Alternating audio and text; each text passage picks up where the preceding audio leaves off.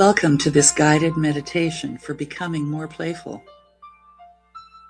My name is Anne Alkangas, and I invite you to join with me as I guide you to relax your mind and then to use visualization, meditation, and guided imagery to get in touch with your inner playfulness.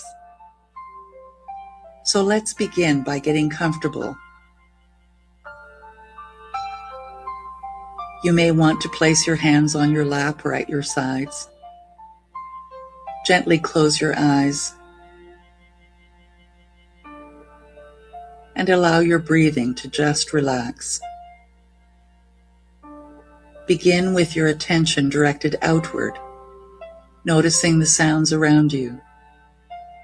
Concentrate on all the things you can hear.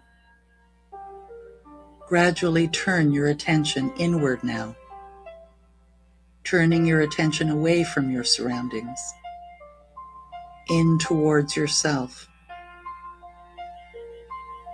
Focus on your physical self, noticing how you are feeling, observing. Focus even more intently now. Focus on your breathing. Observe your breaths without trying to change anything. Bring your attention deeply inward, all the way to your heart center, to the core of your body.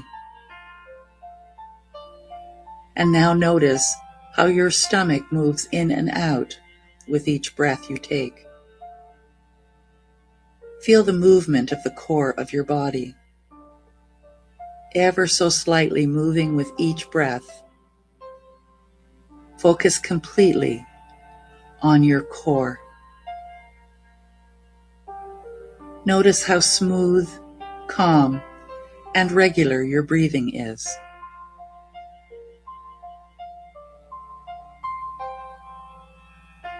Allow the tension to leave your body, relaxing your muscles so you can rest calmly, becoming even more relaxed now.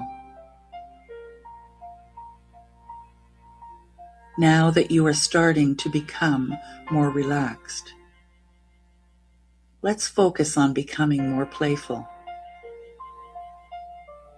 You have the ability to be playful. Playfulness is a trait that you have within you. Though playfulness may have been pushed aside as you have strived to be more serious, but that playfulness does exist within you. The ability to be playful is important because it allows you to experience fun and joy. Becoming more playful also allows you to respond to challenges with humor and lightheartedness instead of always being serious or becoming defensive. It is important to have a balance between being serious and being playful. And it is easy for you, through this exercise, to use both of these qualities to handle situations effectively. As you become more playful, even if you've never been very playful before, or if you used to be playful but have lost touch with this quality, know that it is possible. So bring your focus to this possibility of playfulness. Think about a time when you were playful. Was it when you were a child? Or as an adolescent? As an adult? Maybe you cannot recall a time when you were playful. That's okay. You still have a playful inner child, and you can nurture it. So I invite you to use your imagination and create a mental picture of yourself when you were playful, or think about a positive memory of yourself. Imagine your playful self, creating all the details you can in your mind. What does it look like? How are you behaving? What is it like to be playful? See yourself as this playful child, imagining all the details. Now I invite you to use your imagination to create a picture of ideal playfulness. So create an imaginary child who is very playful and very joyful. You can picture this playful inner child however you want to see them in your mind. This playful child is happy and joyful, giggly, ideally playful, an ideal image of playfulness that would exist if there was nothing that could get in the way of being playful. This child you are imagining has always been inside you and still exists inside you right now. That's why you were able to imagine it. You can get in touch with this child and allow the child to express. Think about the things you have planned for tomorrow. Maybe you will be at home, at work, or somewhere else. Think about the places that you plan to be and the things that you will do tomorrow. Now imagine that instead of being serious all day tomorrow, you allowed your inner child to come out and play. Imagine becoming more playful. Imagine what this would be like, starting at the beginning of your day. Imagine yourself going about the routines and activities of the first part of your day with playfulness. Picture the way you would behave, the things you would do, how you would feel. Imagine what it would be like to be playful.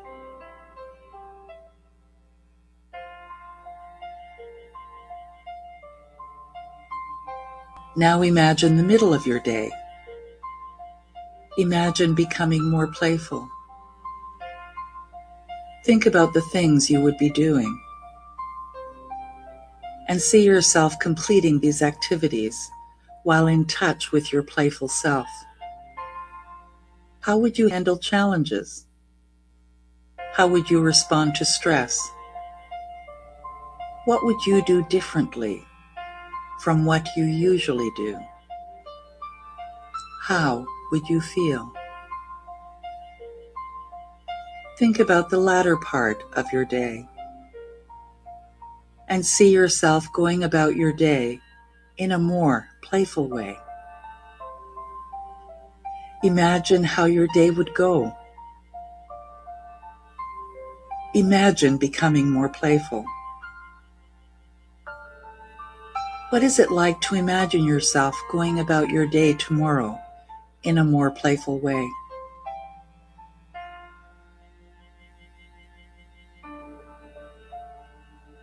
How does it feel when you picture yourself being playful?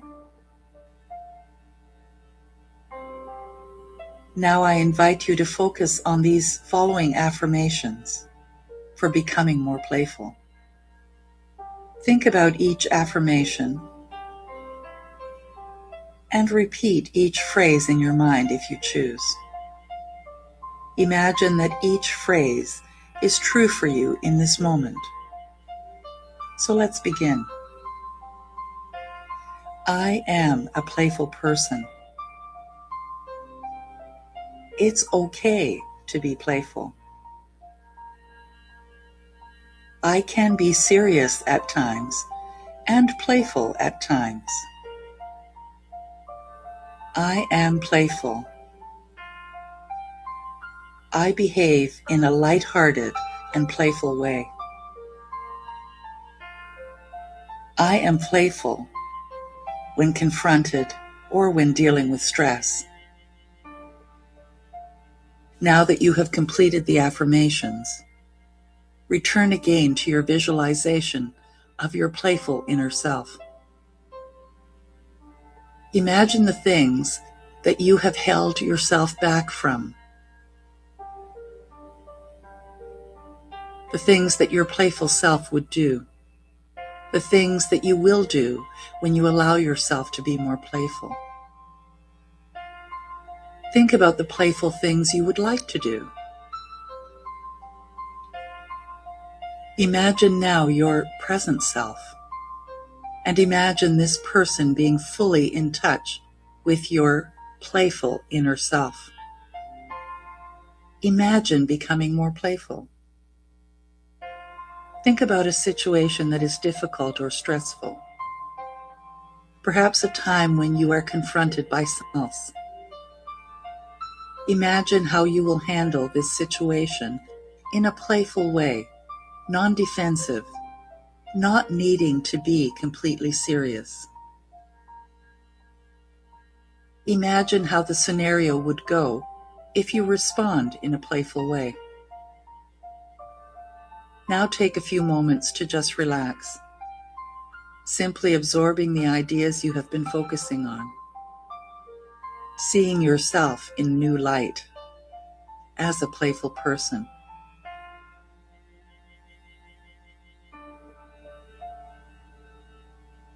Now this relaxation exercise is complete. So gradually reawaken your mind and body by returning your attention from inward to outward. Start by focusing on your breathing. Notice each breath. Feel your breaths moving in and out of your body. Now focus on how you are feeling. Just scanning your body and notice how your body feels.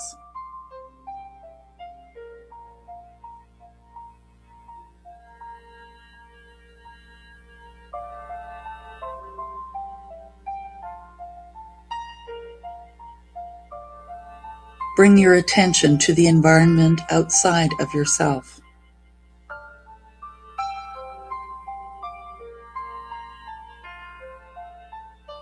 Feeling your clothing against your body.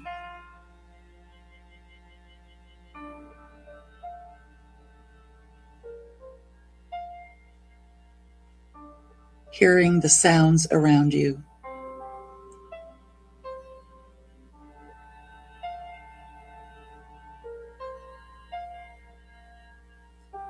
Becoming aware of the chair that you are sitting in. Becoming aware of the room that you are in.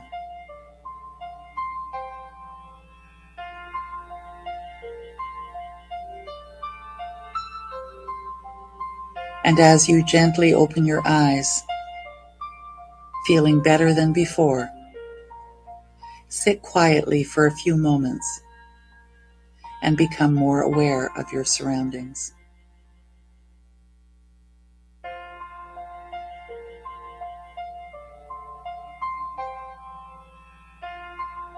And join with me in affirming, and so it is.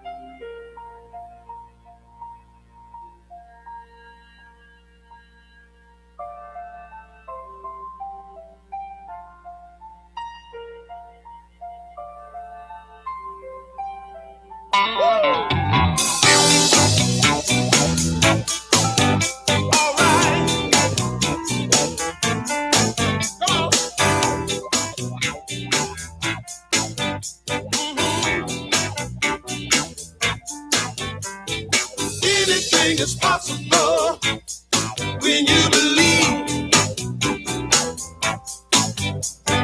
Anything is possible when you believe. Faith can make a mountain move when you believe. Faith can make a mountain move when you believe. Don't you know that you can change a life when you believe? Don't you know that you can change a life when you believe in yourself? In yourself. In yourself. In yourself. Gonna make a miracle when you believe. Gonna make a miracle. You know you're gonna make a miracle when you believe. You're gonna make a miracle. Everything you want, you got. When you believe, you want it, you got. You know everything you want, you got. When you believe, you want it, you got it. In yourself. In yourself. In yourself. In yourself. I believe in me. So I believe in you. We believe in each other. There ain't nothing we can't do. Nah, nah, nah. All right.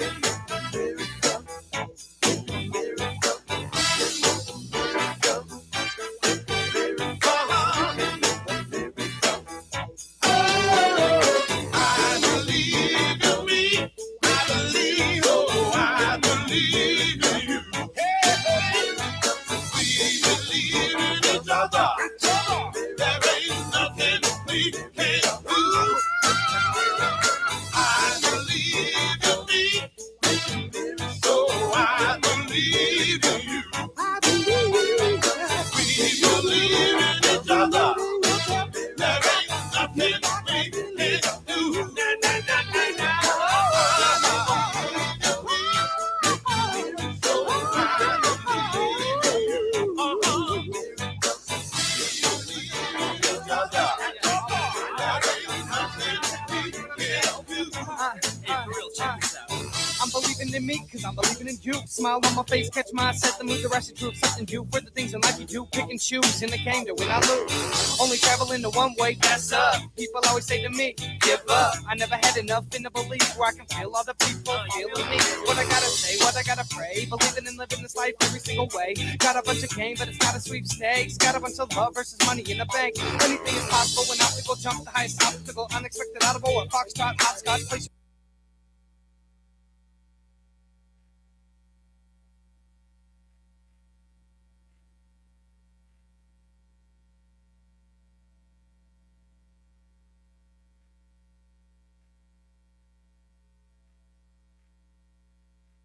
To be the right spot, thoughts under game like the belief in me. Just continue to buy. I believe in me. I believe in you. I believe in you.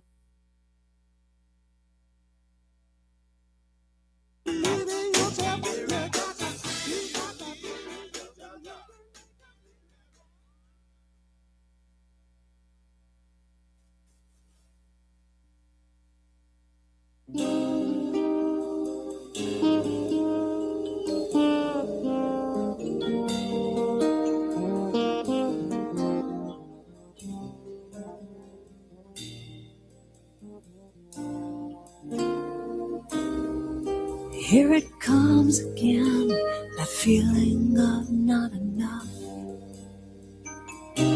I see you struggle, I feel your pain. How can I convince it's you, that you are a radiant child of God.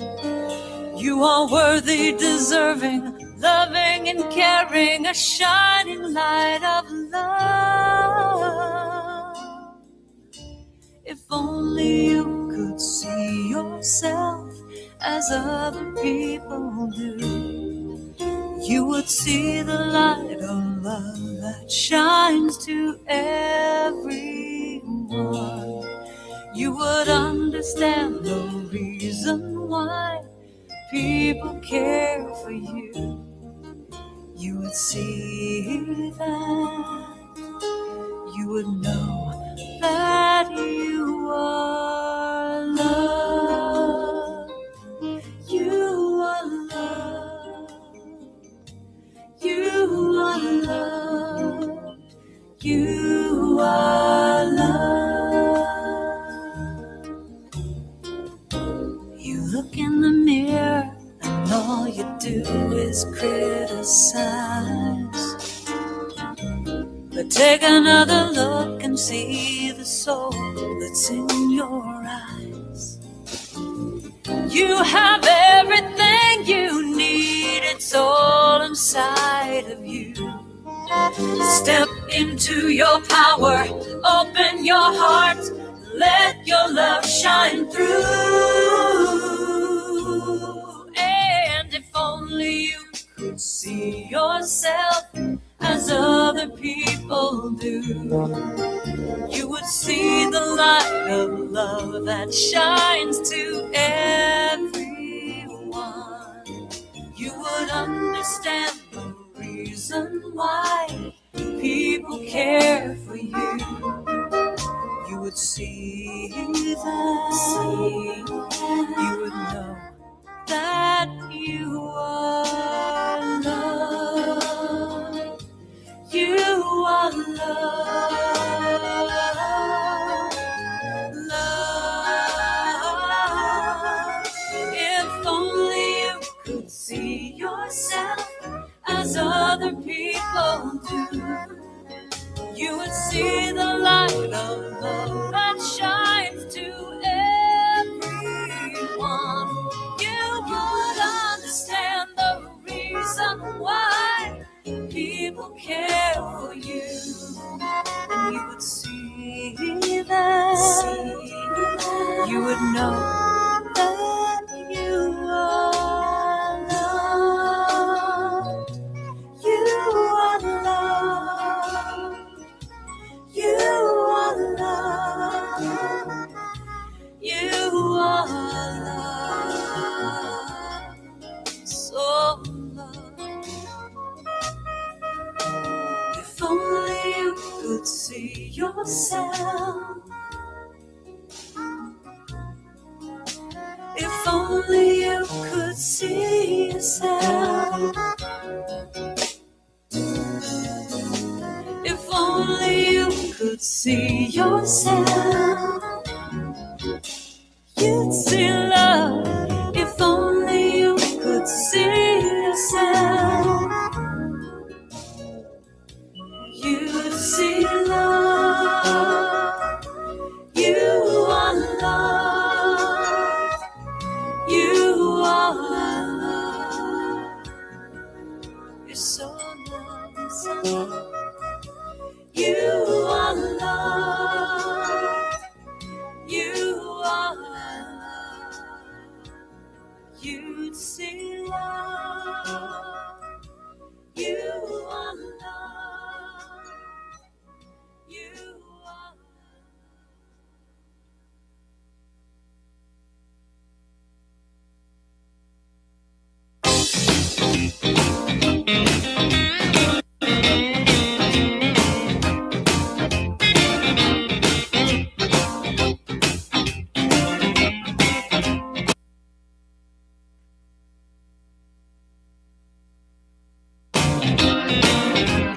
I don't care what's on TV about the state of the economy. I don't believe most of what I see. I know what I know to be. God is so good all the time.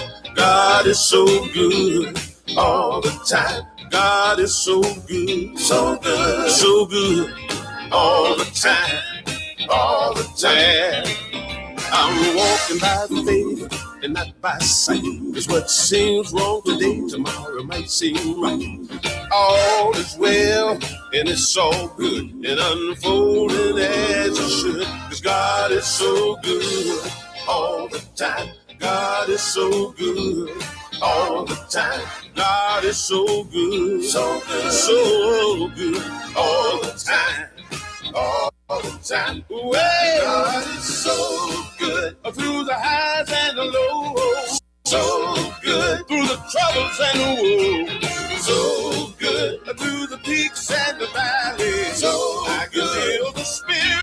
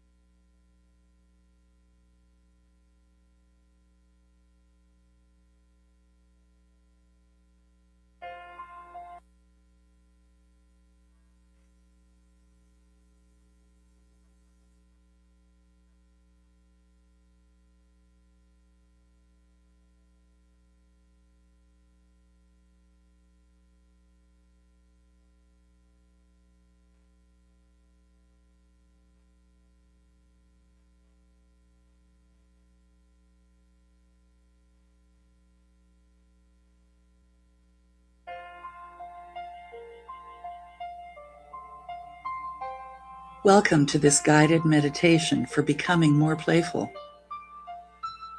My name is Anne Alkangas.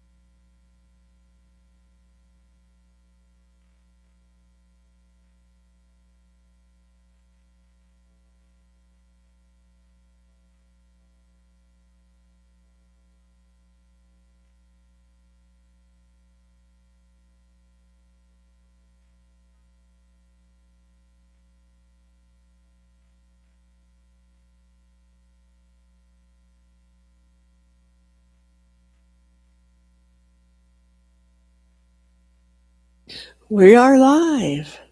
Welcome, everybody, to Unity Spiritual Center of Hamilton Easter service. We're so pleased that you're here today. My name is Reverend Pat Ball. I'm a retired Unity minister. I get to play. That's why the meditation today was about playfulness. I get to play all the time because, I don't do any hard work. I just do this stuff. It's kind of fun. Well, this morning, Emilio is going to sing 3 joy songs for us because it's a joyous day. So, welcome. So, go ahead, Emilio. All right. First song is Let the Change Begin. Hold on. What happened? I changed Started it. already. Yes. Oh, you don't want me to change it that fast? Okay. I have to introduce it first. Okay. Okay. Welcome, everyone. Happy Easter. Let the change begin. We're going to start changing. I like this. Okay. Let's be the change we wish to see in the world.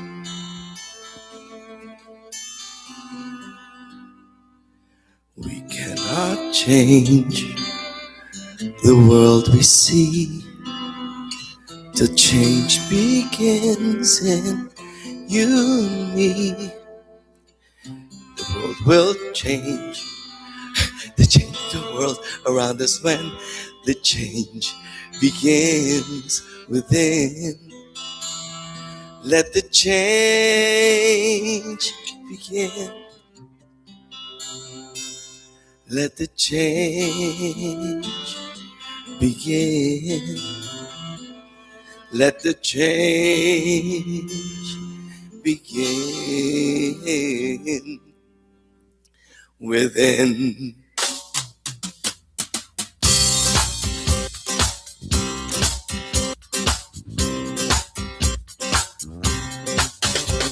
We cannot change the world we see till change begins in you and me.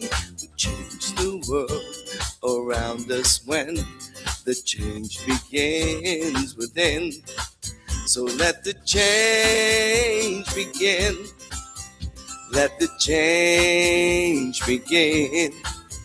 Let the change begin within. Let the change begin. Let the change begin. Let the change begin. Let the change begin within. The lesson from the willow tree is strength in flexibility. When nothing seems to go my way, it's time to learn to sway. So let the change begin. Let the change begin. Let the change begin within. Patiently, courageously, be the change you wish to see. Let the change begin. Let the change begin. Let the change begin within. Let the change begin. Let the change begin. Let the change. Let the change begin within. Let the change begin. Let the change begin. Let the change begin. Let the change begin within. Let the change begin.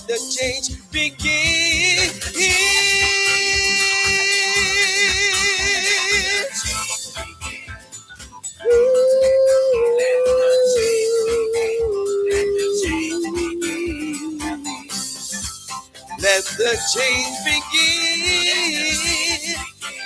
Let the change begin. Let the change begin. Let the change begin within. Woo. We made it through that in the early morning. All right. Now it's a brand new day. Of course, happy Easter to everyone. And this is by Sue Riley.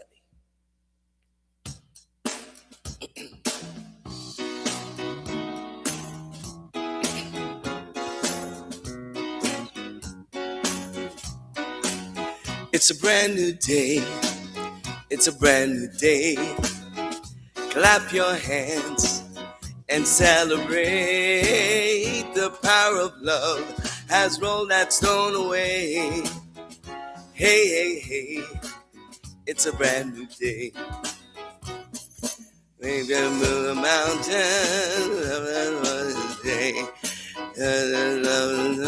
Oh my God. Can we start again?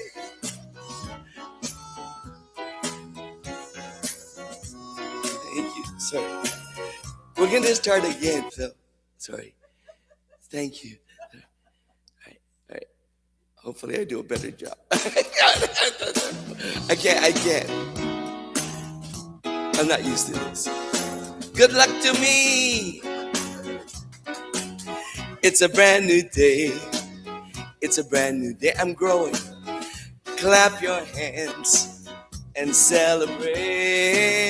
The power of love has rolled that stone away. Hey, hey, hey, it's a brand new day. It's a brand new day, you're right. Hey, hey, hey, let's celebrate. The power of love has rolled that stone away. It wasn't you, it's me. Hey, hey, hey, it's a brand new day. Faith can move a mountain and part that stormy sea. Love can be a fountain pouring over me. Hope can build a future so we can truly say the past is past, free at last. It's a brand new day, it's a brand new day. It's a brand new day. Hey, hey, hey, clap your hands and celebrate. The power of love has rolled that stone away. Hey, hey, hey, it's a brand new day. Doubts become believing that death can be destroyed. Painful loss and grieving can open us to joy. Dawn of resurrection can chase our fears away. The past is past, free at last. It's a brand new day, it's a brand new day. It's a brand new day. Clap your hands and celebrate. The power of love has rolled that stone away. Hey, hey, hey, it's a brand new day. It's a brand new day. It's a brand new day. Clap your hands and celebrate. The power of love has rolled that stone away. Hey, hey, hey, it's a brand new day. Hey, hey, hey, it's a brand new day. Hey, hey, hey, it's a brand new day. Okay, you can have it back because I'm sweating. Like, all right. All right. Thank you. Thank you. Okay, we know this one. Thank God I know this one. All right. We're going to do I Will Surrender by Karen Drucker, David Roth, and Faith Rivera. I need a drink. Thank you. I'm allowed. Are you ready? Yes, I am. Here we go. Yes.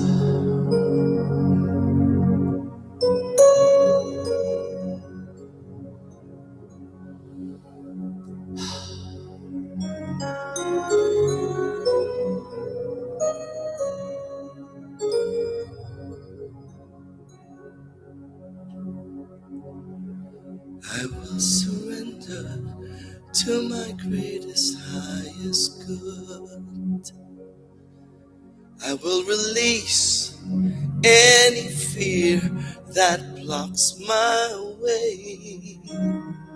For every step I take is taken in pure faith. And I am stronger every moment, every day. My mind is willing and my heart is open wide. I trust my instincts and let spirit be my guide. I vow to live a life that's real and true and free. As I continue walking in this mystery, I will surrender to my greatest, highest good. I will release any fear that blocks my way. For every step I take is taken in pure faith. And I am grateful every moment, every day. There may be walls There may be roadblocks in my way,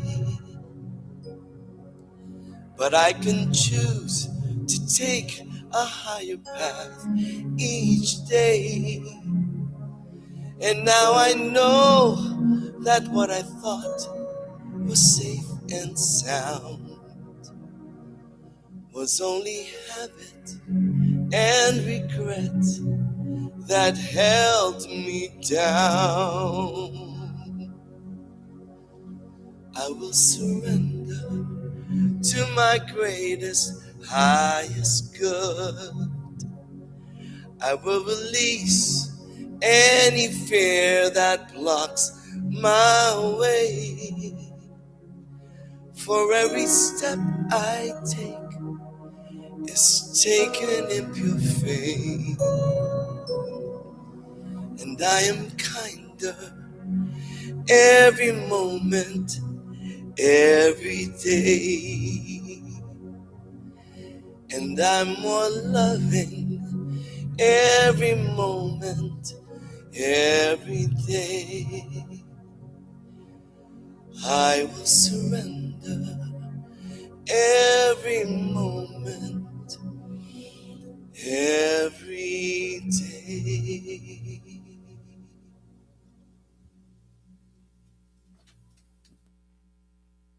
Thank you, Emilio.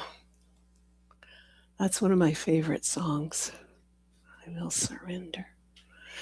Let's just take a moment and set the intention for today, knowing there is one presence, one power, everywhere present, all powerful, all knowledge. And that presence and power is within each and every one of us, breathing us, living us. And as we remove the blocks in our mind that keep us in fear, we allow that presence and power to shine out from us as us, knowing that we are here to be the hands and feet of God here on earth. And so it was with great joy and great intention that we allow that to happen. We are a channel of God's love each and every day. And so it is. Amen. All right. So this week's inspiration is the point of experience is not to escape life, but to live it. Each of us carries some wisdom waiting to be discovered at the center of our experience. And everything we meet, if faced and held, reveals a part of that wisdom. We have a language of truth growing in our heart that only living can decode, because God doesn't speak English. Truth is a seed hidden in the days until watered by our experience. In Greek, ginosko means to come to know, the recognition of truth by experience. As impatient as we are, this recognition can only happen through time. Like it or not, time slowly exposes the story of our lives with friction. And that friction is needed. Wearing away the film that covers our eyes and the calluses that guard our hearts, till we can apprehend the wonder waiting just under the skin of everything. Whoops. So that is by Mark Nepo, called From Becoming Who You Were Born to Be. Isn't that neat? That's wonderful. So we have another song. Thank you. I am the place where God shows up. Watkins Jr.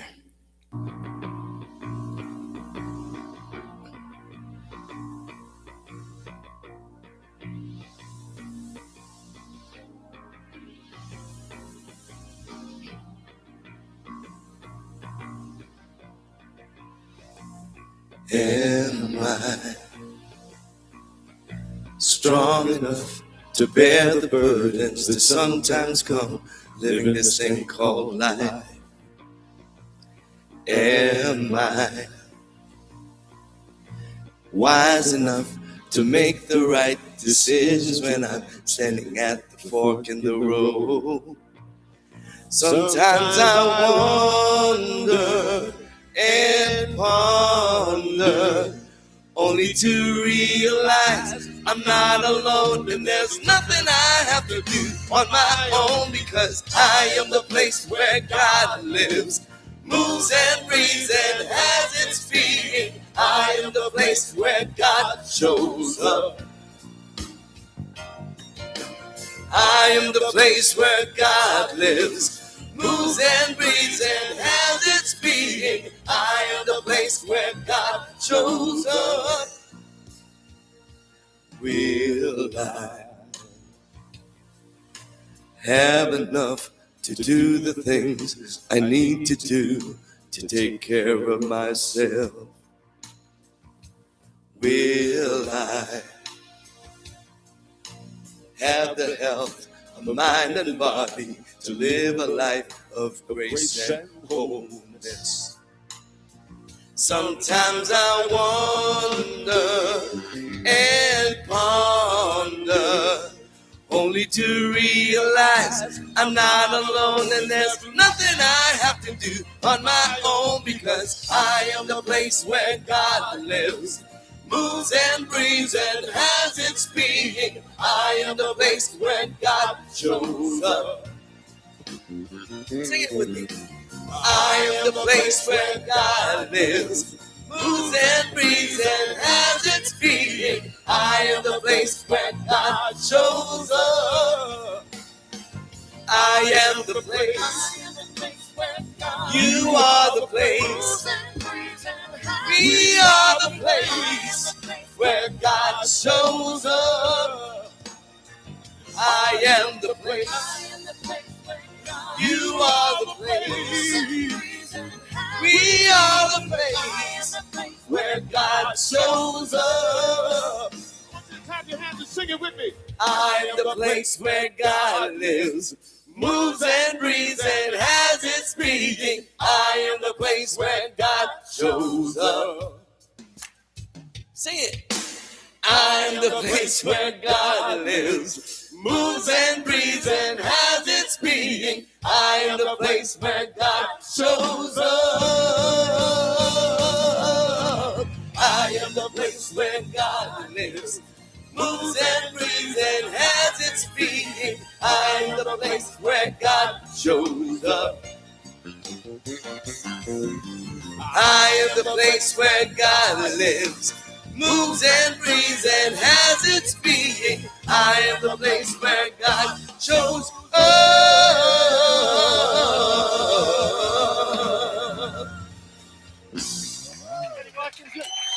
Can I have some more of that? Can we have So some more of much. That One was more? wonderful. One more. Absolutely I wonderful. am the place where Oh. God lives, All right. moves and breathes and has its being. I am the place Is this where your talk God slides? shows up. Oh, we weren't finished yet. Well, we were, but I am the place where God This is the original. Moves and breathes and has its being. I am the place where God It goes on and on and on.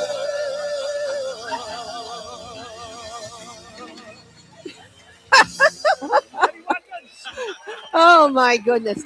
Can you tell that Reverend Ann is not here today? Yes. She's usually the one that advances the slides. And so we're just sitting here going, oh, I'm just, yeah, because we are being playful, and this always happens. Something, yes. So, but that's what makes it so fun. On that song, because there's longer, it goes on longer than this. Okay. Well, it is my joy and honor to introduce our guest speaker for today, Wendy Carr, who has been a licensed teacher since 2000. Well, of course, I should know that. Duh. Yes, I have known Wendy. When I discovered Unity back in about 1996, I think it was, I realized that I wanted to learn more about Unity and go. The only place I could get that information was at Unity Village taking classes. And except that they every once in a while sent ministers out to different cities to do intensives. And so I was going to Windsor to stay with my son. Wendy, were you living in Windsor at the time? She was living in Windsor. And so somehow, I don't know how I connected with you, but you drove me. We went together across to Detroit. What was it? West Side Unity in a not very good area of Detroit. In 1995. Oh my goodness. See, Wendy's mind is better, memory's better than mine. Yeah. You have the t-shirt. Well, Wendy was born into Unity, I think, just about very shortly after. When did you come into Unity? As a teenager. Yeah.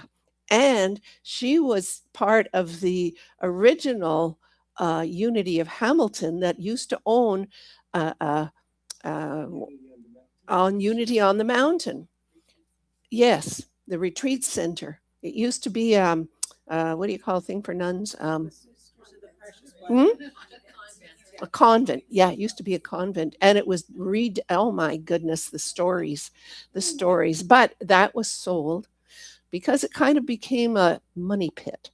And anyway, that was sold in 2005, 6. I don't remember. Anyway, I became a Unity minister. Unbeknownst to me, that was where I was going. If anybody told me that when I was a kid, I went, you would have been crazy. But Wendy is a licensed teacher. She has, I can't remember all your titles now, certainly very involved with Unity Canada, which is our regional and board for Canada, also involved with Unity Worldwide, which is now called something else. And because I can't keep up, but on international, she's dealing with international policy and support, and she teaches classes and organizes the classes. She's director of education for Canada, and so much more. And it's just lives and breathes Unity. So I'm so grateful. Come on up, Wendy, and welcome. Thank you.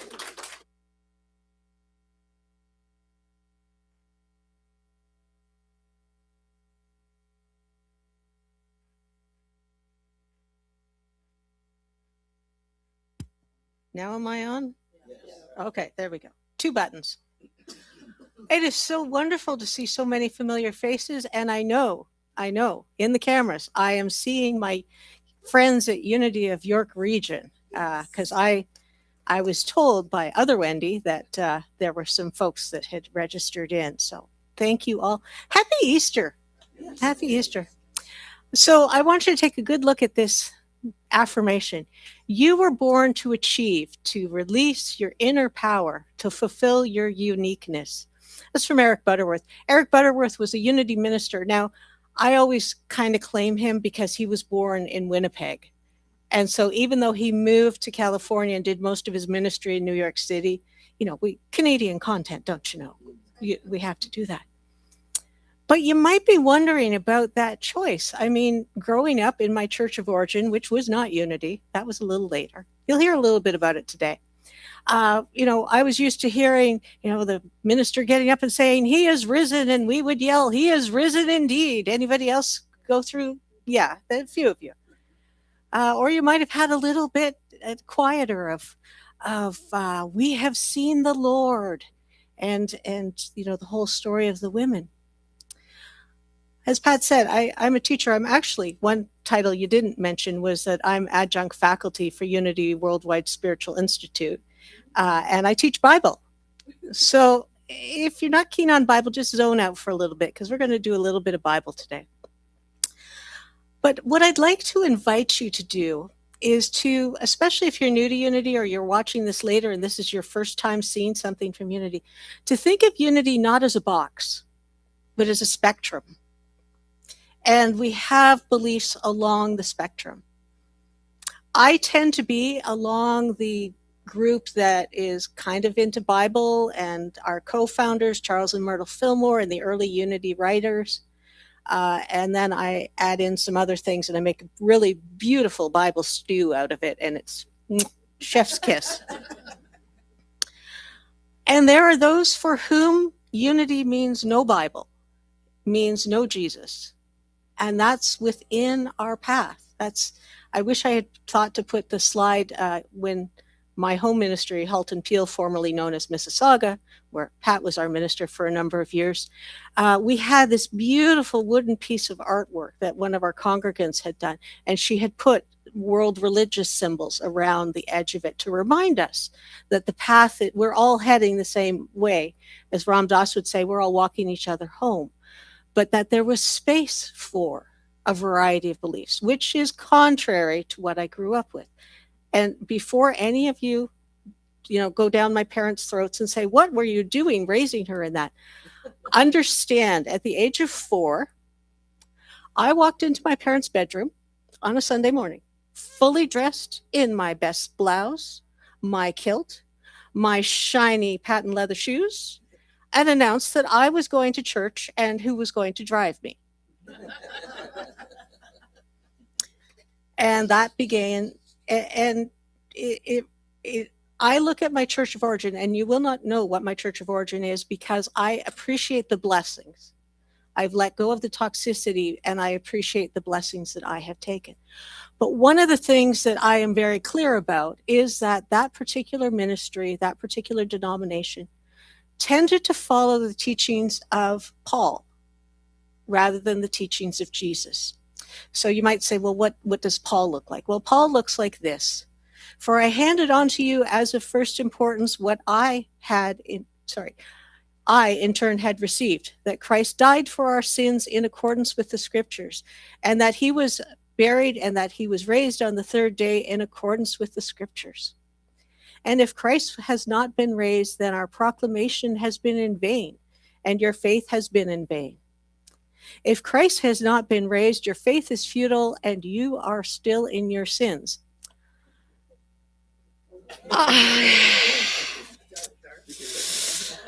That's why I used a dark background, because that was what I was raised with. That was what many are raised with.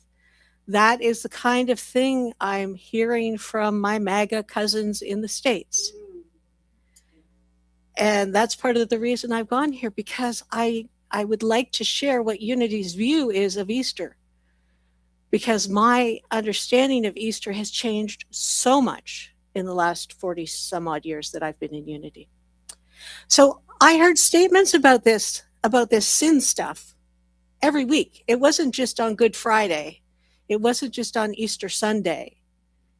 It was every time we broke bread and had grape juice together, because of course we couldn't do the wine, but.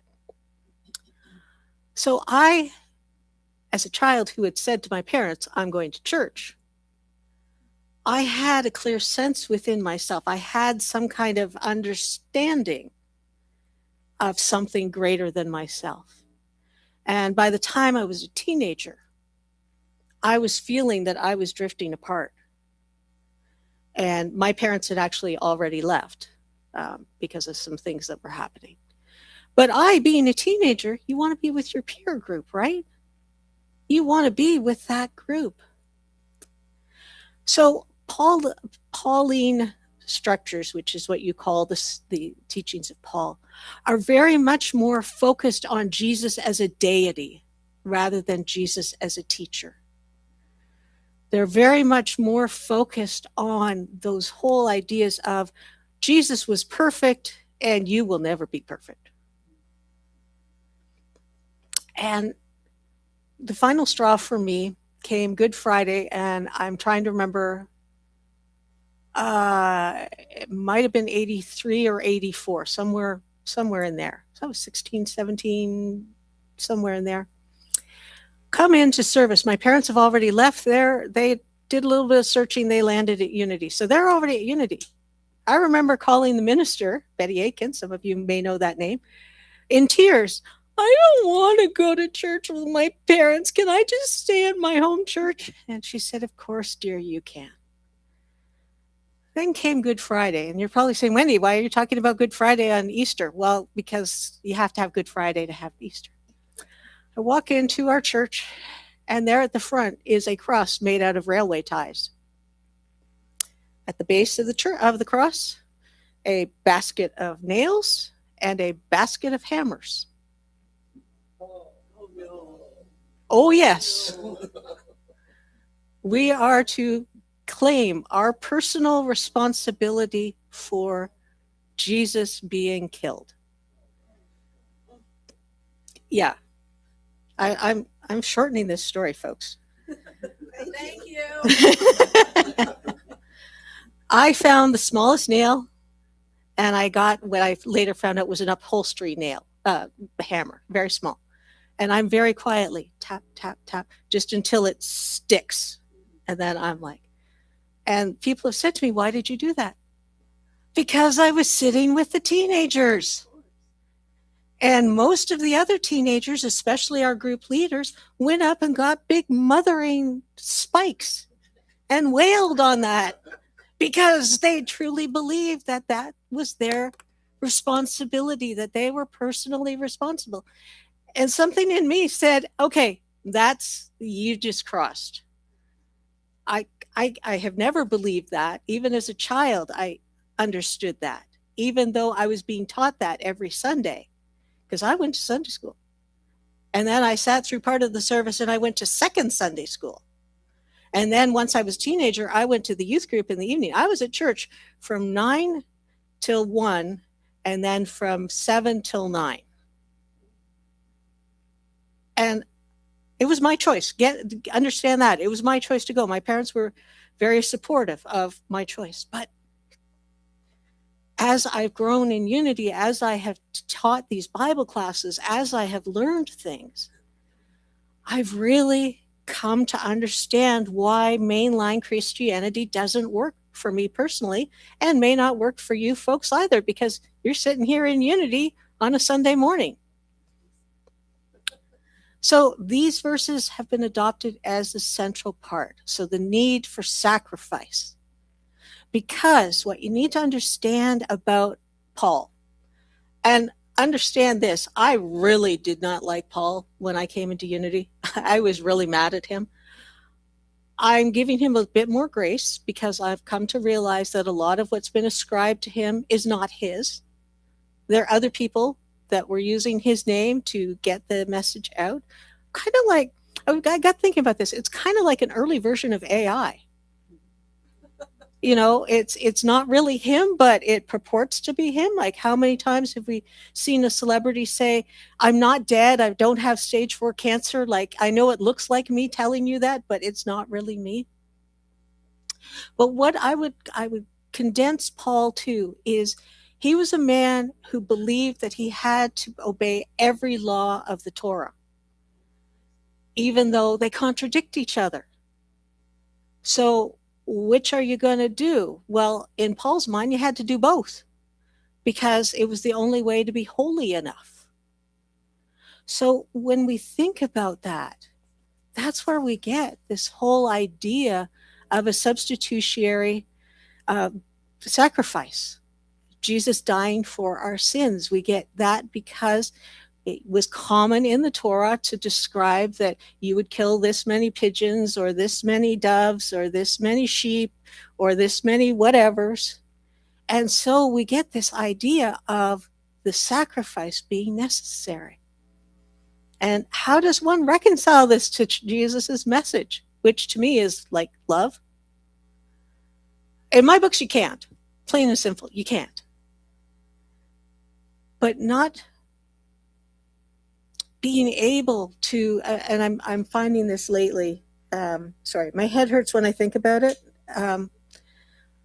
All of the things that my cousins are rah-rahing about, which are contrary to the teachings of Jesus. And it's kind of been a struggle for me. I love my cousins, I really do. And we're clearly not going to church together anytime soon. We're not. But the idea that it's not about the love, but it's about that salvation that's promised through Jesus' sacrifice.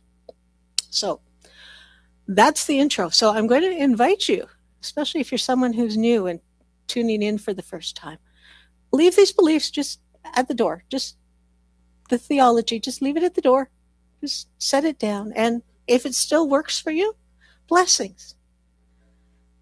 Because if I know anything about my cousin, it's that her faith works for her. Might not work for other people, starting with me, but it works for her.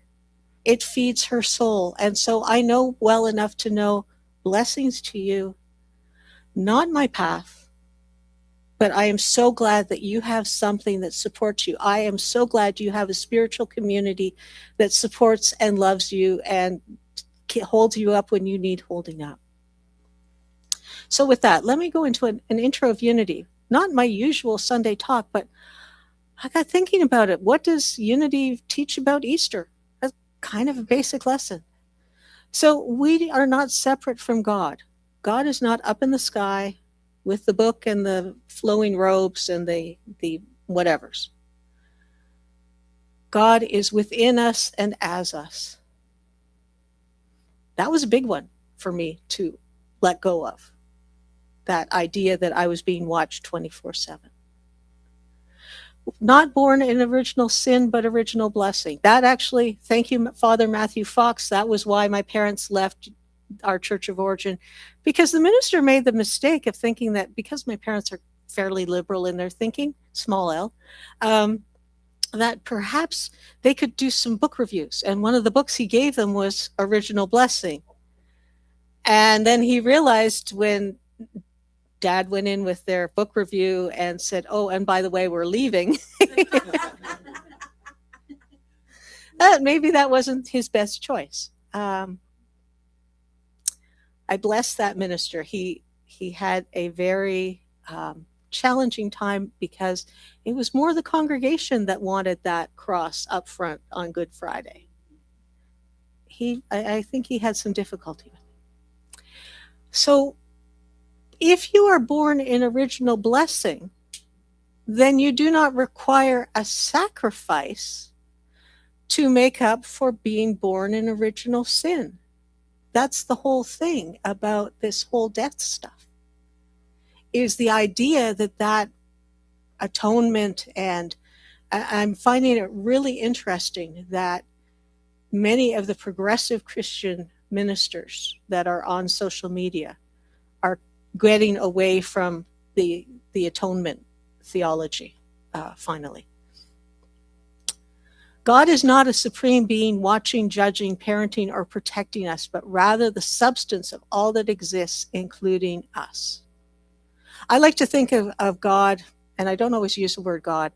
I tend to use spirit or principle, because to me, what we call God is, instead of being a anthropomorphic, a human-shaped person up in the clouds, rather it's the energy that enfolds us. It's the principles, be they spiritual or be they physical. The laws of science are as true as the laws of spirituality, or vice versa. They are all universal, eternal, and available to anyone. It's just a choice of whether or not we want to engage with them.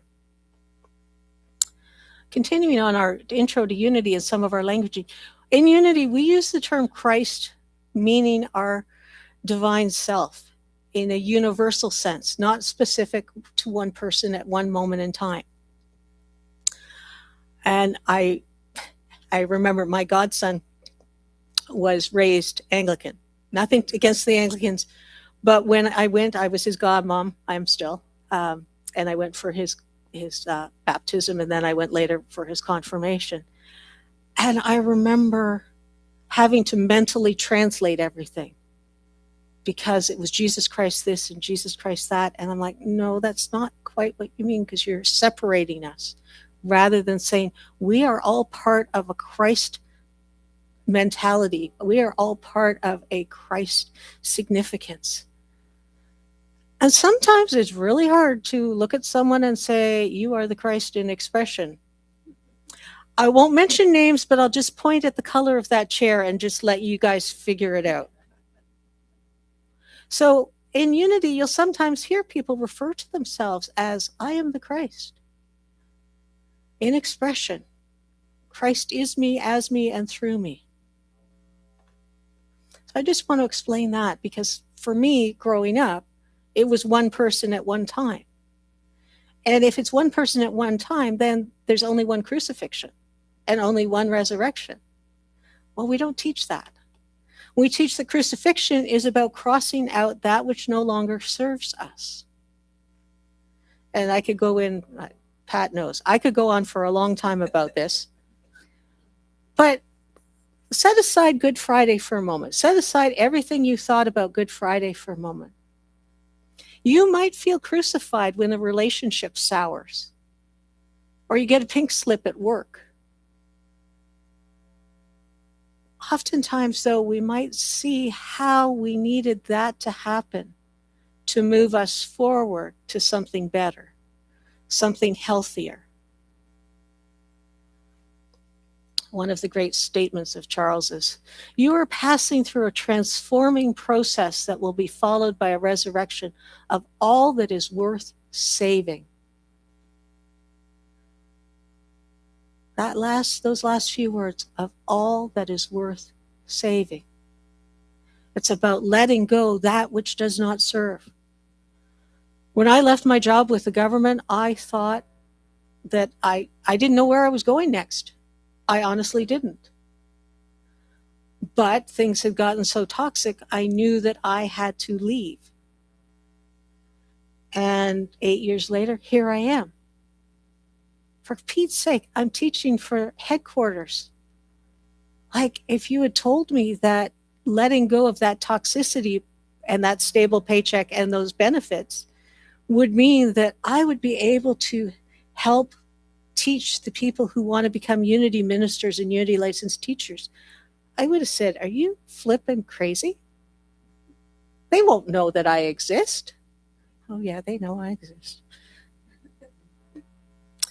Resurrection is about claiming our divinity and moving beyond the human experience. So sometimes when we have a death, and I don't mean like a literal death, like we lose our job or our marriage falls apart or someone does actually pass and leaves us kind of wondering what next. I think of that as not unlike the caterpillar.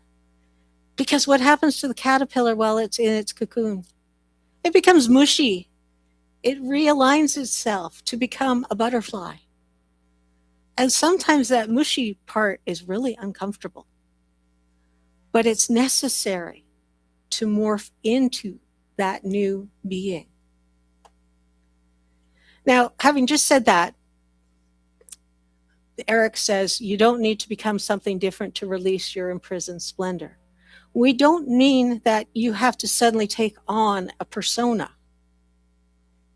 What we're talking about is being that true, authentic self. At the core of your being, you are still an expression of your divine self, the Christ within.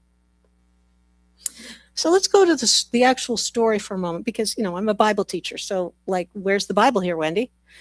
So all four Gospels agree on the following. Events take place on the first day of the week. So Passover is over, and we're kind of going back to our normal path. Everyone is of the mindset that Jesus is dead. I had not thought about that until about a decade or so ago. Of course, Jesus is dead. We saw the body put in the tomb. And if you're thinking that way, you're not preparing a meal because he's been unconscious or in some other dimension for a few days, so that he's got food when he comes back into human form. No, you're preparing the body according to the Torah for burial, for final burial. How many times do we think that something is dead in our lives only to discover that we have overlooked a possibility or a new understanding of the experience? I remember I pulled a Homer Simpson. I went, well, duh. that, of course, they weren't, even though he had been telling them over and over and over again, explicitly, I will come back. The women come prepared to anoint the body for burial. Notice it's not the men, it's the women. Unity sees women through the Bible as symbolic of our intuitive and feeling natures. So the anointing of the body symbolizes the release of that which is no longer serving or is dead to us. So we've blessed it. You know, I have gone through some counseling and things after I left my job with the government. And I am now able to bless that job and appreciate what it gave me while leaving behind all the stuff that hurt me, that challenged me, all of those things. And the other thing that all four Gospels agree on is that Peter and John came to the tomb after Mary tells them about her experience. In Unity's 12 faculty teachings, Peter represents faith and John represents love. And these two appear together numerous times, including one of my favorites, Acts 3. The two of them heal the man by the beautiful gate. They heal him in the name of Jesus, but it is love and faith to come together that bring that man into a higher awareness. So what does this all mean for me personally? That's one of the big things for me in Unity, is that the Bible isn't just a book we pick up on Sunday and read a few verses of and then put away until later. We take the stories and we take them within. We find ways that we can learn from them or we can be confirmed by them. I used to have a friend who was very religious at my job, and she stopped by my desk. How you doing today? And some days I'd say to her, Job and I, we are so tight right now. And if you don't know Job, he suffered a lot. And other days I would say, you know, the still waters are so beautiful today, and I'm so grateful that I am drinking of them. Because we could speak that kind of language to each other. I didn't say I was having a bad day. I didn't say I was having a wonderful day. And that's how we use our Bible. There is no way that you can change your life without being involved in the changing process.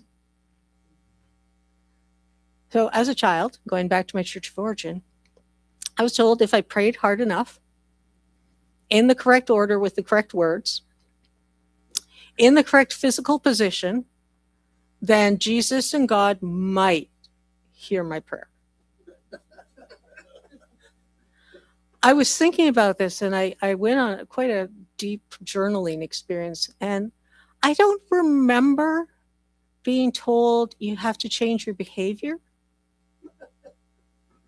I might have been told to stop a behavior, but it wasn't about replacing it with something else. It was that I didn't feel actively part of the process. And I've been thinking about that a lot. And so how do we get into that space? So to be resurrected, according to our co-founder, Charles Fillmore, means to get out of the place that you are in and get into another place.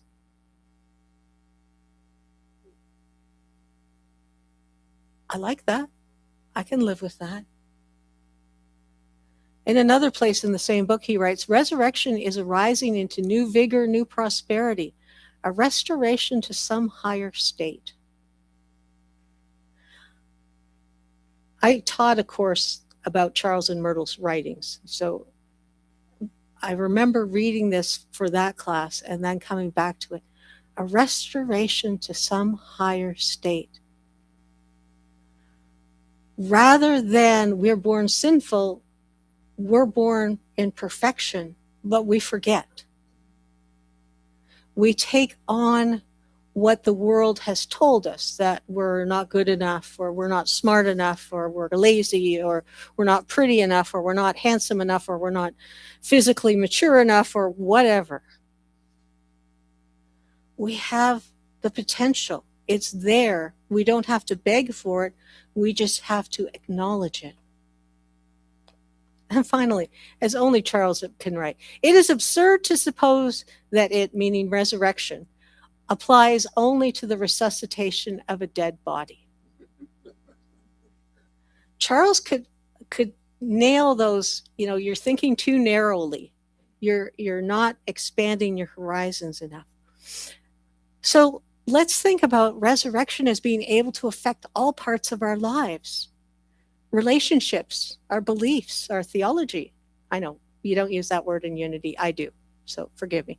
Physical well-being, our finances, our emotional health, our spiritual health. We can have a resurrection as we let go of that which is no longer serving us and move into something that does serve us. From the Lenten booklet in 2018, the Christ of my being is my resurrection and my life. Going back to our first statement, you were born to achieve, to release your inner power, to fulfill your uniqueness. Now, I want to put a little caveat on here. Your resurrection may not occur in 3 days. It will take as long as it needs to. And you may find, just saying, because if one of us experiences it and a bunch of us experience it, I think it could be something universal, or it might still be unique. And there may be find that, Ptui, new mouth. You may find that there are aspects of the journey that don't emerge right away. If you have lost your job and you find something else that fills your financial needs, you may not be totally happy with it, but it helps you to pay the bills until you find that something that is absolutely perfect, that feeds you financially, spiritually, mentally, emotionally, psychologically, and physically.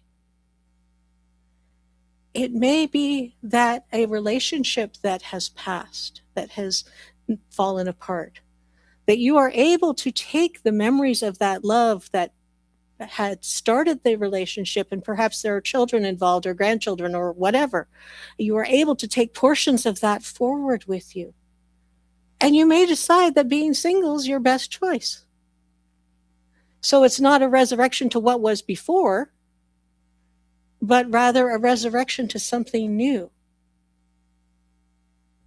A resurrection to a health challenge might involve significant changes, possibly even the removal of part of your physical being, a gallbladder, a tumor, etc.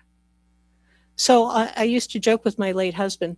He had had a number of surgeries. And I always said that if his first wife ever came back and said, I want you back, I would simply say, you can't have him, because legally he is no longer the man that you divorced, because he is missing parts that have been surgically removed, and other parts have been added. And I don't think any judge would say that he is the same man that he was when you walked out on him. And that was his resurrection. So I leave you with this final thought. I am an unlimited spiritual being expressing in life as a divine creation of God. And so however your resurrection manifests, I invite you to hold on to that thought. And happy Easter. And I'm going to go off on a tangent here.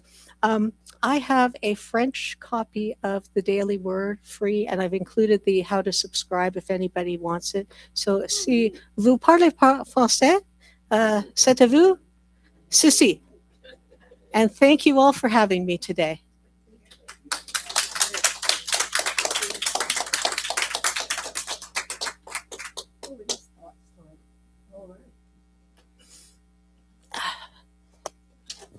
I thought that Emilio sang a song first. Sorry. Well, Wendy, that was just wonderful. Thank you, thank you, thank you. I love the basics, to review them, and in case there's people that have kind of come in the middle of the story and don't really know what the beginning was, and that kind of puts it all together. Also, the bit about restoration. I love HGTV. And so I watch the restoration shows, And I know that restoration takes a long time. And the other thing, I had a I have a dining room table that I bought at a flea market for like $50. And then I went to the mall and there was somebody offering restoration. And I did not know the difference between restoration and what's the other, where you just clean it up a bit, refinishing. So I paid for it to be restored. That thing is like worth $2,500 if anybody wants to buy it. But it took months to restore it. And all I really wanted was it refinished. Anyway, live and learn. So, so yeah, I can think of so many times in my life that I have been restored and regenerated. It's been quite a life. So how about you guys? Did this bring up a question for anybody? Marcia, do you have a comment? Something you'd like to say? You got to turn it on.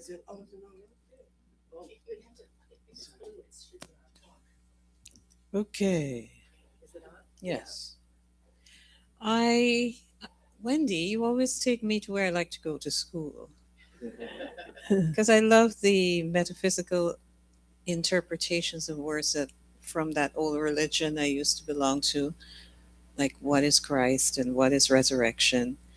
And I like the part about the husbands that you get fresh, refurbished, and restored. Refurbished model. So, but I'm taking away the last affirmation. I am an unlimited spiritual being expressing in life as a divine creation of God. Oh, isn't that wonderful? Say that again, Marcia. I am an unlimited spiritual being expressing in life as a divine creation of God. Yes. Let's all say that because it's the truth. I am an unlimited spiritual being expressing life as a divine creation of God. That's who we are. That's the truth. Who else? Okay. Hi, I'm Donna. Hi, I'm new. Donna. Do I need to stand up? No, you don't. Okay. Nobody can see you. Okay, great. They can only see me. Yeah, So Wendy you can do whatever you want. Yeah. did open up something, at least that can only speak for myself, and that is that as I refine and I grow and I evolve, I see differences in the consciousness between myself and individuals I've loved and known for a long time. And rather than be angry or hurt by their distance, I see them more, not in a diminutive way, but more as a child who might not understand where I'm at. And rather than accepting the betrayal or the denial or the rejection, I just have been learning to love them and see them as someone on the spectrum who just isn't where I'm at. And that makes life so much easier. It So does. that's my lesson. It was wonderful to hear that confirmation today. Thank Yeah. you. It's not black and white, you know? That's the thing. Who else? Oh, Wendy. Oh, wait, we've got somebody. Hello. Okay. I Diane. went to a funeral a week ago, Mhm. and it was non-denominational, and there was prayers and Bible readings, and one of them was the 23rd Psalm. Mhm. Well, I have not been to that kind of church for a long time, but man, oh man, in my head, I could recite all of that, and then I remembered the comfort that those kinds of prayers can bring to people. Yes. And so it stopped me from being, oh, yeah, I'm so great. I go to Unity. To, yeah, and there's, as you said, there are many paths to God. Mhm. And we finished a class with Reverend Ann on Wednesday, and Agnes brought a affirmation, and it's divine light through me illuminates the world. It's true. And I love that. It's short, sweet, and to the point. That's our purpose, to be the light. Okay. Oh, Bruce, go ahead. All I can say, thank you for your sermon. It was awesome. I know I'm in the right place. Okay. All I'll say is, I used to go to United Church, and this guy was in the pulpit yelling at me, and there's no difference to me from someone yelling at me at home or yelling at me at church. I go, why am I here? So this is the right place. Thanks. Wendy, anybody, any comments from home on the Wendy monitors she monitors the YouTube channel. Okay, well, they're not saying a lot except the York folks are saying, wonderful service, Pat and Wendy. Thank you very much. But I want to tag on to what Diane said. Yea, though I walk through the valley of the shadow of death. I remember Reverend Jane, telling us once, the key words are walk through. Don't pitch a tent and stay there. That's right. And I have to, like, my personal crucifixion right now, I probably share with lots of people because, as most people know, I'm not a big fan of the orange guy down in the South. But I'm feeling there's energy that things are going to change, and democracy, I was fearing, was going to end. But I think it's going to resurrect in a whole new form, because I think there's lots of energy going that path. So anyway, thank you, Wendy. That was a great service. Much. Anybody else want to comment? Oh, just a minute. Got to be on. I just wanted to say thank you very much for that we came in this world as a blessing. That really hit me. Like, yeah, the world teaches us differently. Mm-hmm. And then we start guessing ourselves. And it takes me back to, I was put here for a reason, and a good reason. Mm-hmm. Thank you. When you were saying that, I realized the whole thing about restoration is that once it was great, then it got all kind of yucky, and now it's getting better again, going back and even better than it was. So that's restored. I mean, to be restored, it had to be there first, and then it was restored. So that's so great. Well, thank you all. Oh, Emilia wants to say something. Okay.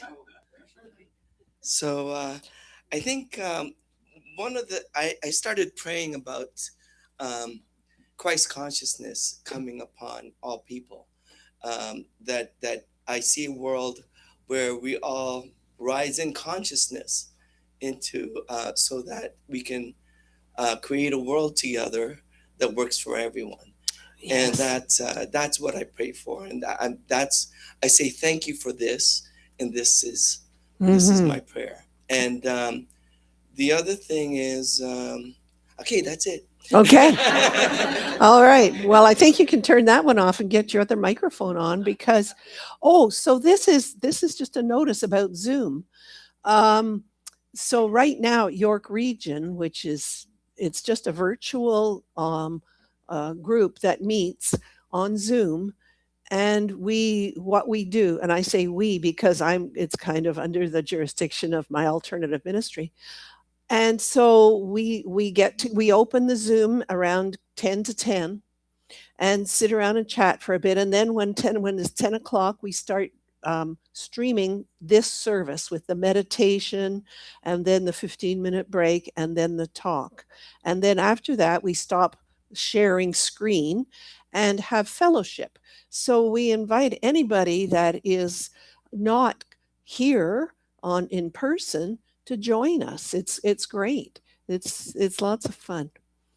And I think that the link is put in it's in the chat. Yeah. But even for people for future, it's in the newsletter. Yeah.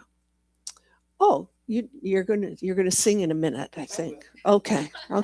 Now it's time for conscious giving. Yay, our time to give. So it's just so great. This is your generosity just makes it possible for us to be here and play and have these wonderful services every week and classes. And so let's just say the affirmation together.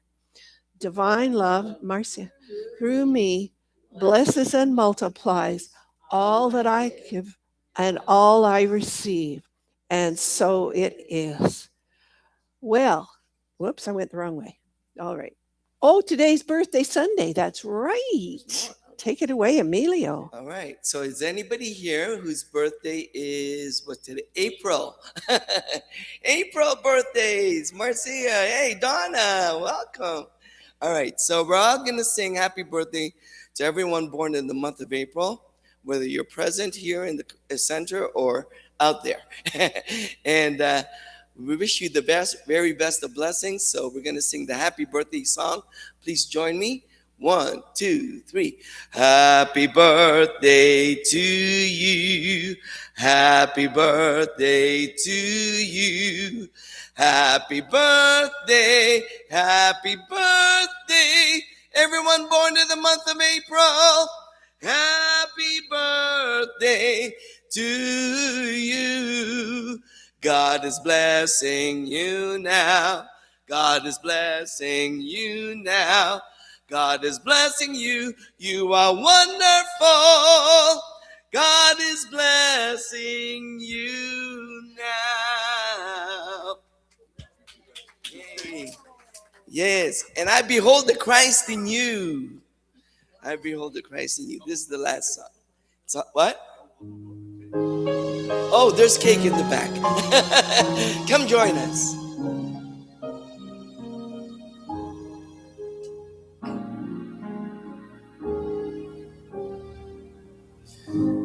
I behold the Christ in you.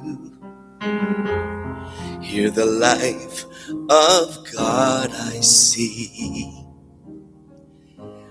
I can see a great peace too.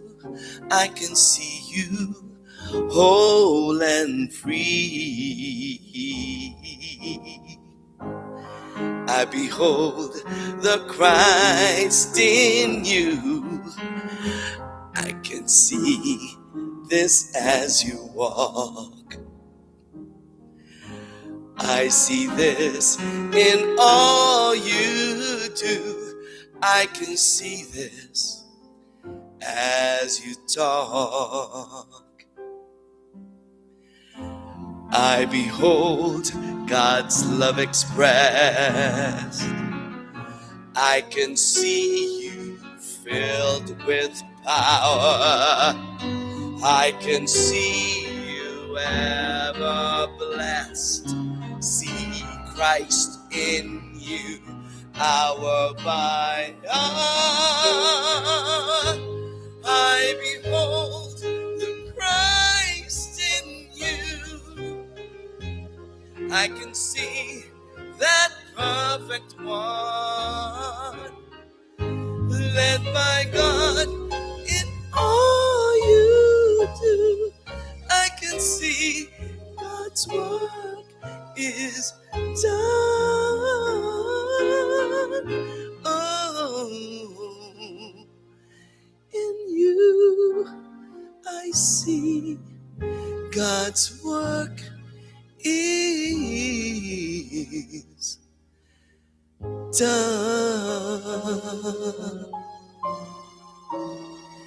I behold the Christ in you.